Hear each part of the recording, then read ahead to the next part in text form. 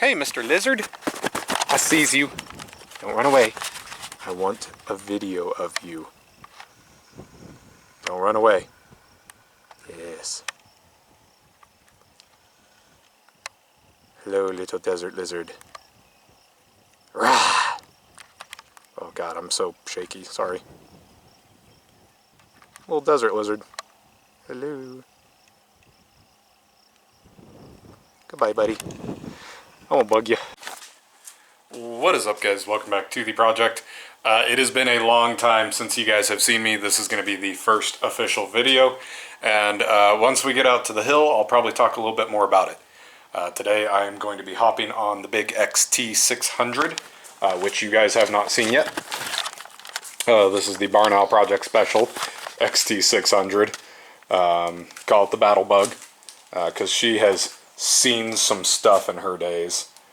She's not completely decked out yet. Got a lot of miles on it. Well, I mean, to some people, these bikes will go, 50 to 100,000 miles without a tear down, depending on how you treat them.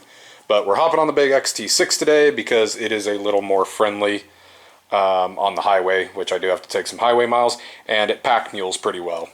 I could take the Lifen, which I really like the Lifen. It's a little Chinese bike, and that thing has like 2,000 miles on it. I could take the Han Dookie. It's not quite finished yet though. And I could take the CB350. Also got some issues, but really love the XT6 for its off-road prowess and its ability to go on the road. They are incredibly big, powerful bikes. Again, I'm trying to turn my lights back on. Come back on! Come back on! Notice me!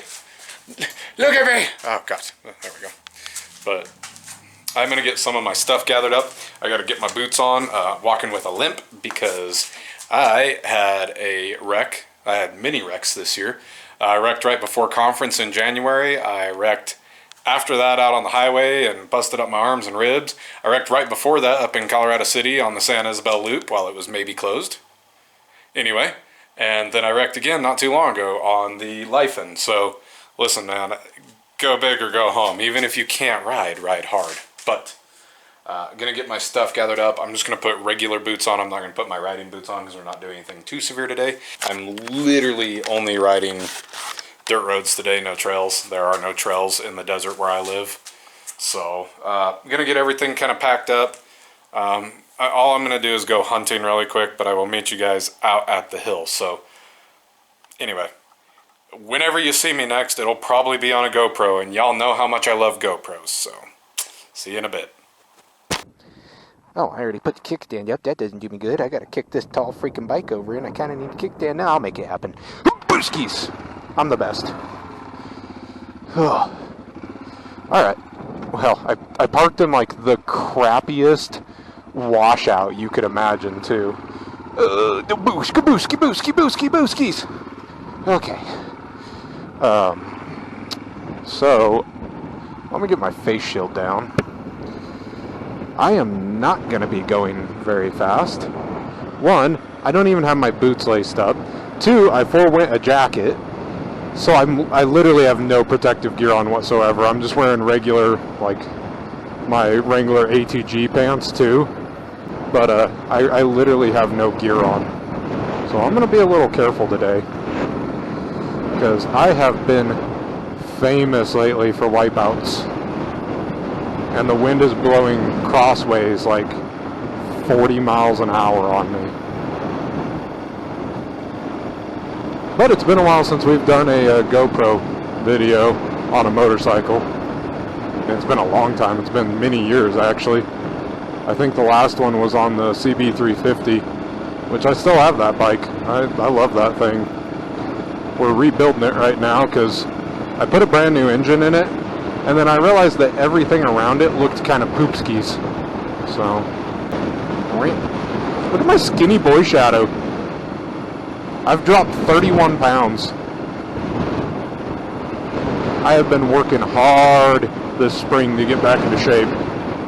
Sometimes whenever the cottonwood reservoirs out here flood, oh man, they will be a mess out here.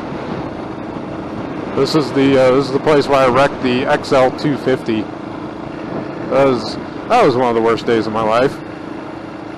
I didn't think I'd set foot on a motorcycle for a long time, and I think it was like a month later after I healed up, I was riding the CB350 at like 90 on these same roads. I am not a smart man.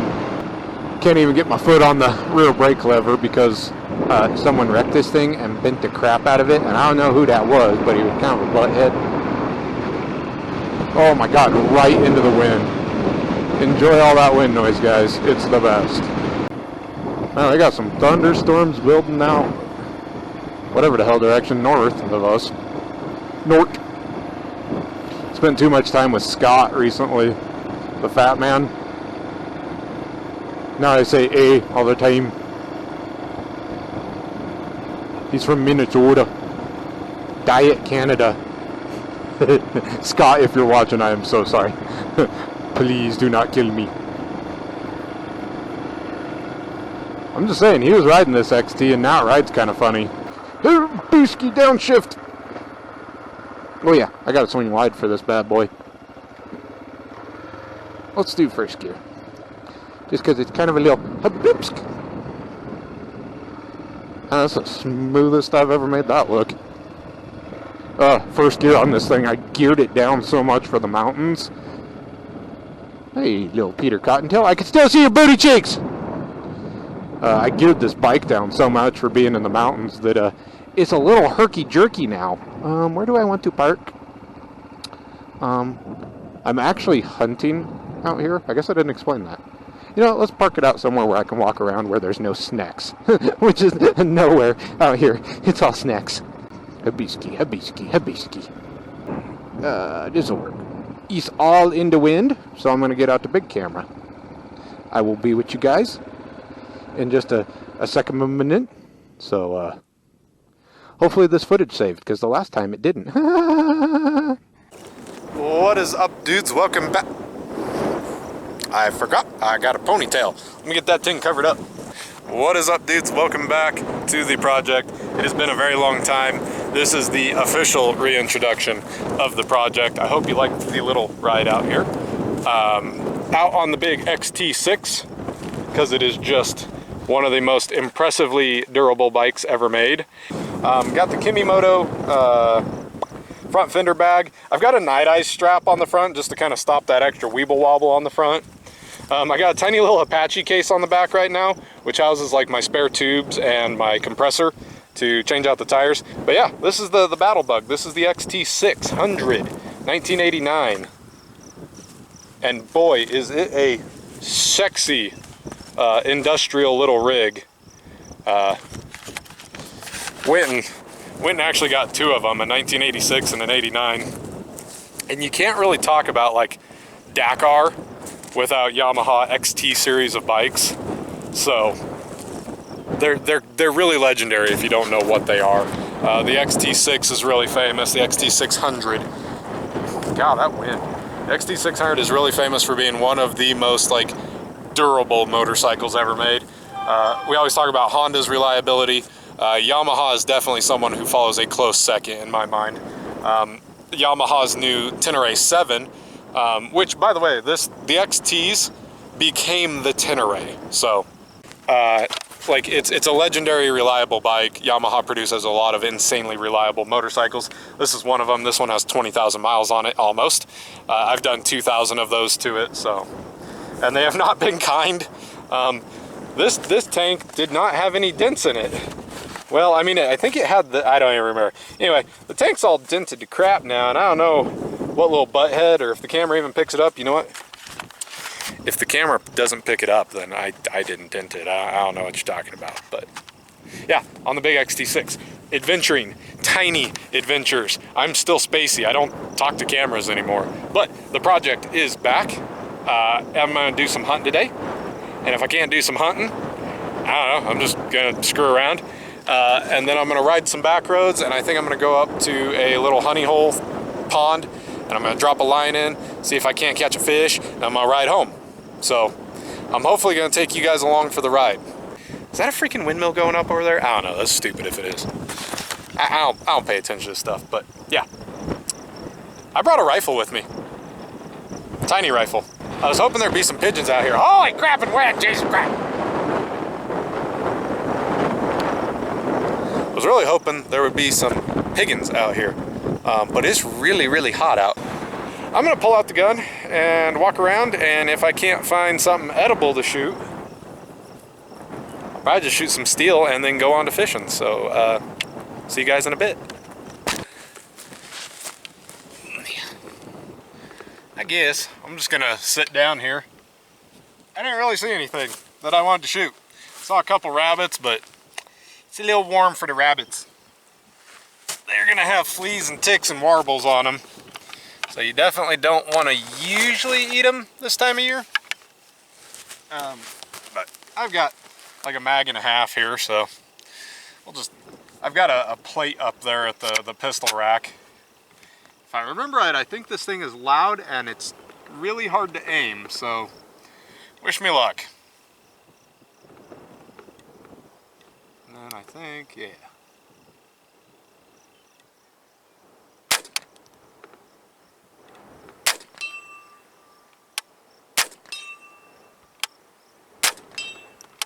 I wish I could describe to you, having matured, I think the last video I did on this thing was like 5 years ago. Having matured and done a lot of gun competitions, in fact I think it was like 7 years ago I did this video. This trigger might be the worst trigger in North America. But I mean, I'm hitting the plate. It's just, that trigger is really bad. Holy moly. See, that's what I get for talking crap. Oh. Just didn't pick up the next round. Let's try that again. I may have stopped that with my hand.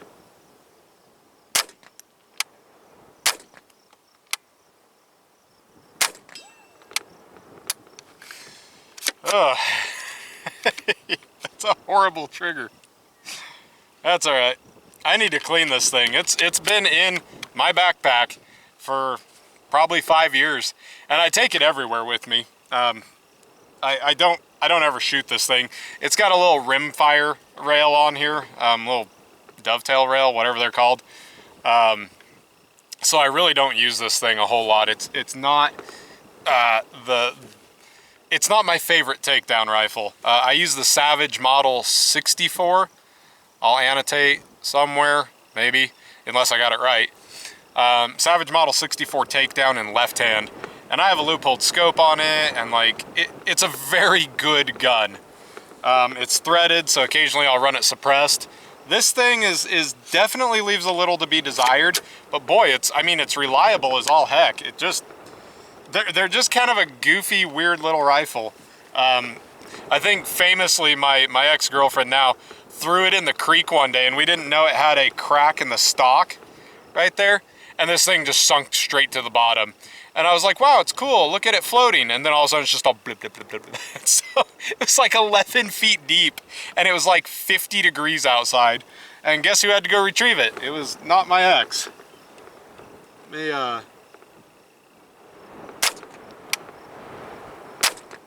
I've got that plate turned so sideways, I don't know if I can hit that. But, keep shooting.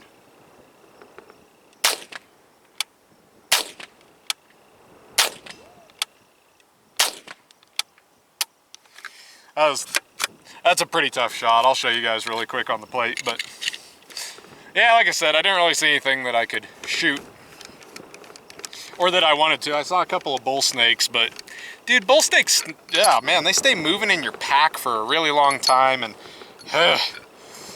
it's not that they don't taste good. I mean, they're completely edible. They're completely safe to eat, but by God, they freak me out. So again, for those of you who don't know what the AR-7/Henry survival rifle is, completely takes down and stores in the stock, which is just, I mean, phenomenal. I don't remember, does it go? Yeah, it goes like that. And it gets a little bit shorter than the Savage 64 takedown. Not that much. And the width of the stock really makes it not super pleasant. The width of the butt stock. because they also have it centered for right-handed people, which is fine. That's the majority of the world, right? That's kind of what you do. But you can see to store everything in here, where the receiver goes is actually offset. So I actually don't really enjoy shooting this gun a whole lot. And that trigger is hapoopskis. But it's great. It's a phenomenal gun, no doubt about that. Mine's been dead nuts reliable. I think at one time they used to have problems with them, but I'll show you. I'm trying to hit that plate out there at about 50 yards, and you can see it's completely turned sideways. So that's what all that noise was me tinking that thing quite a long ways away. But alrighty, folks, I think I'm gonna pack it up. I'm fishing. I'm gonna take us to a creek, hopefully. If the creek's not accessible, then I don't know. But it's gonna be a pretty long ride, and I've got thunderstorms rolling in pretty fast, so I'm gonna check the weather station, then decide what I'm gonna do. But I will see you guys there. Cool. Drove all this way, and as usual, GoPro was doing a GoPro thing and not recording. In fact, it was recording, it just deleted all my footage. So neat. Anyway, I'm on the road to another spot, so you might get some GoPro footage out of me, or you might not. But I looked at this place just to see if I could fish it really quick, and all you see is little carps in there. And don't get me wrong, I love catching carp. I think they're awesome, but I'm not in the mood to potentially trespass just to catch carp. I don't think that's trespassing, but I don't want to be the guy who finds out. So we are going to get back on the XT and hope to God that my GoPro at least records something. Almost certain I can hear my chain singing. Oh, this road! And I don't know why. I know chains make noise. Holy crap, look at how washed out this is. What in the balls? There's like no road left there. Ooh. Okay. Dudes, like, it washed out so hard. And I would really like to catch this footage because it's very pretty. So let's just pretend we can't hear my chain making strange noises.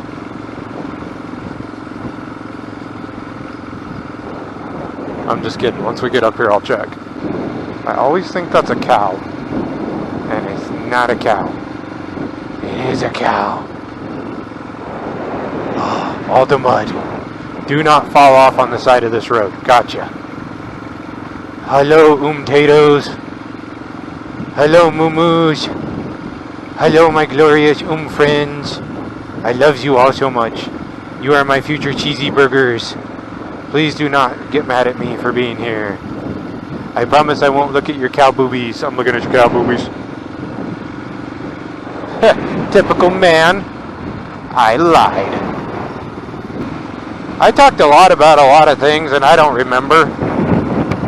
So, we're just not going to talk about those things. But anyway, I'm on the Yamaha XT600. It's awesome. I said all this stuff before. I'm sorry, Mr. Moo-Moos. I'm not trying to scare you guys. I'm really not.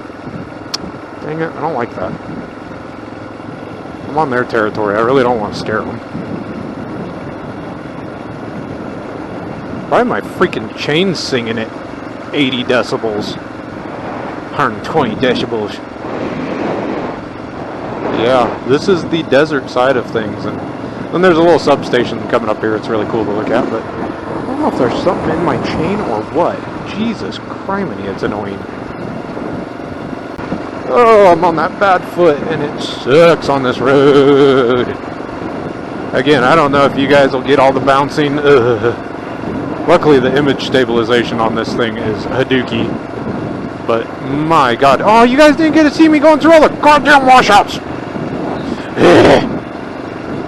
And I almost washed out right there. That would have been funny. Colorado Public Service Company storeroom 902.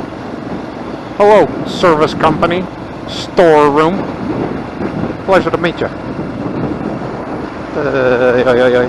Alright, I'm going to pull over on this little road right here. That way I'm not, just in case, blocking anyone. Oh, and there's a snake up in front of us. My goodness, what a good place to stop. And he looks like he's alive. But it looks like it's a bull snake, so it's probably fine. Neutral.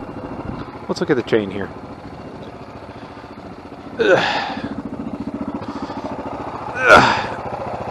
Countershaft sprocket is doing its thing. Yep, chain's just loose, so it's just rubbing on some stuff. That's fine. I'd rather have a loose chain than a tight chain, and I think that snake is alive, and I'm not super excited about that. Again, it's a non-venomous tape from the tail, I can assume. We only have one venomous snake. Well, we have a couple, but... Oh, that is really freaking pretty, man. What in the hell is that? I hope he's dead, but he's really pretty. Look at that. I don't know if he's dead or not. I don't really want to find out because I'm in boots that I can't run in.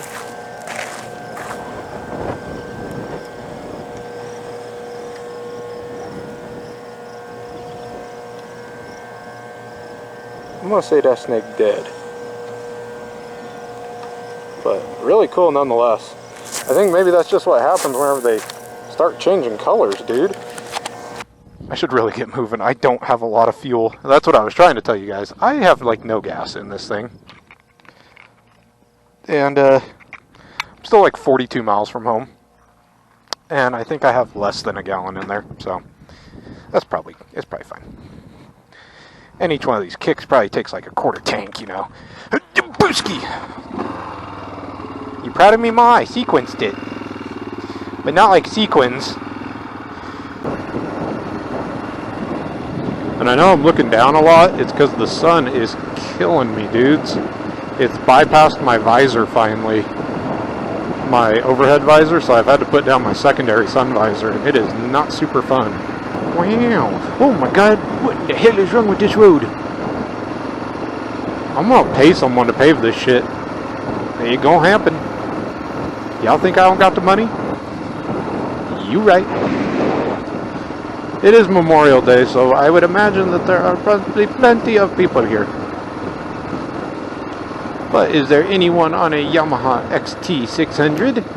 If there is, that would be really freaking weird and we'd probably get along. I would make you my friend. If you're here and you ride an XT600 or a T-Dub or a Lyphon or any kind of off-road dual sport bike, you are now my friend. I'm sorry, we're just friends. You have to live with this. Can't be friends with me unless you ride a T-Dub. Does anyone... I guess I haven't even explained that. I own a T-Dub. And it's like my favorite motorcycle ever manufactured. But I'm 6 feet. Well, listen, I'm not going to lie to you. I'm actually 6'1", but I tell everyone I'm like 5'11", just to annoy my coworkers who all think they're 6'2", because they're all shorter than me.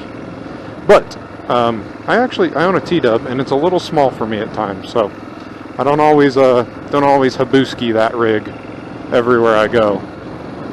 This thing's a lot better for the longer rides. Like this today, obviously, I could have done this on the T-Dub. And it would have been no problem. But I had some highway riding to do, and I don't know, it just, ugh. The T-Dub, as long as you're not wanting to go anywhere fast, man, T-Dub's the best. It's just a frickin' invincible little goat. It is the goat. This thing is like, it's really, really big brother.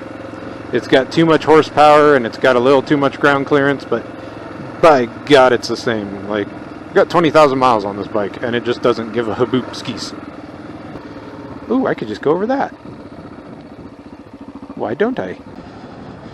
And where is the actual path here?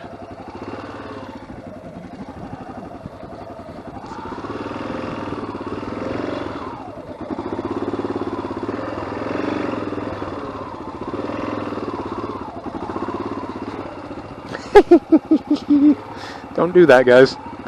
This is for sure trespassing.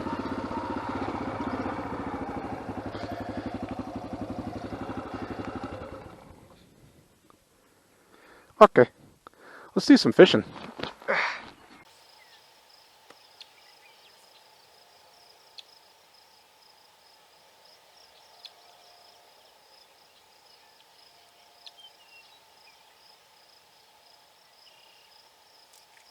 Oh my God. It's worse than we thought, folks. I've discovered the culprit, which is perhaps the smallest green sunfish I have ever caught in my life, and I hooked him directly in his brain.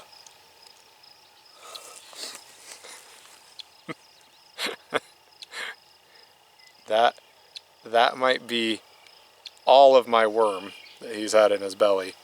I would use that on a hook and live bait you for small walleye. But I'm not going to do that today, so there's one of my culprits right there. I don't think I can get much meat out of him, so he's going back. I'll tell you what, I may not catch anything substantial out here, but boy, what a what a day. What a first day back. Look at this.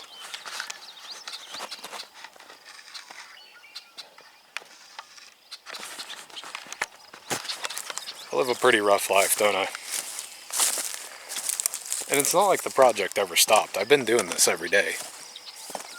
I still adventure every day. I just didn't have the urge to film it and edit and upload while everything was going on. So, again, if this is the first video you guys see back, well then welcome back to the project. I wasn't too concerned about catching anything. It was more of an excuse to get out and burn through some worms that have been sitting in my fridge for like 3 months. So, who knows? Might get off of work tomorrow and try again. We shall see. But if this is the last I see of you, good luck, God bless, and I'll see you in the next video. If the GoPro works, you'll probably see me dumping the bike over that, which I'm going to do before it gets too terribly late. But if you hear swear words and crunching noises, that's because the camera turned on in the backpack and I had to try and figure out how to get the bike stood back up. So I'm going to drink some water, hydrate up, and figure out how to get out of here. So